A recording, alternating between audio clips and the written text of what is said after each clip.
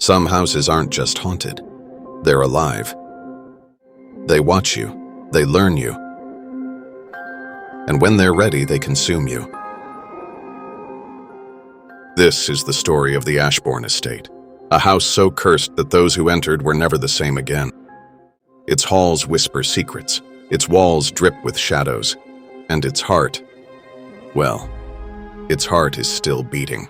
But before we dive in, let me warn you. This isn't just a tale, it's a trap. Once you hear it, you may never sleep peacefully again. Built in the late 1800s, the Ashbourne Estate was a marvel of Gothic architecture, sprawling and majestic.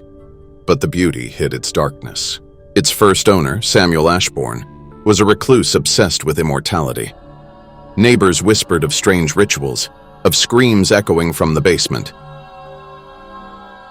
Then, one stormy night, the mansion burned. When the smoke cleared, the house was untouched.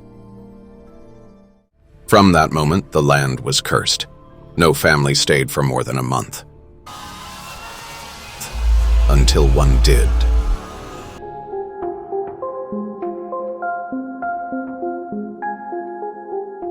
Our story begins with the Parkers. Michael, a single father, and his two daughters, Clara and Sophie. After losing his wife, Michael wanted a fresh start, far from the city. When he stumbled upon the Ashbourne Estate listed for a suspiciously low price, he couldn't resist. But bargains like this always come with a cost.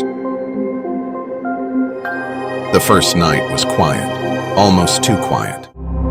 Michael tucked the girls into bed and sat by the fireplace, sipping his drink. That's when he heard it. Faint footsteps coming from upstairs. Assuming it was Clara, he climbed the stairs, calling her name. But as he entered her room, his blood ran cold. Clara was sound asleep.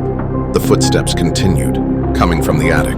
Michael opened the attic door, and what he saw made his stomach churn. A doll, old, tattered, with one eye missing, was sitting in the middle of the floor. He could swear it hadn't been there before. That night, Clara woke up screaming. "She's in my room," she sobbed, pointing to the corner. Michael turned on the light, but the corner was empty.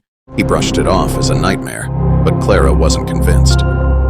She said she's coming for Sophie next. The next morning, Sophie complained of hearing whispers at night, saying the house was telling her secrets. That's when Michael found the word "leave" scratched into the wall above her bed.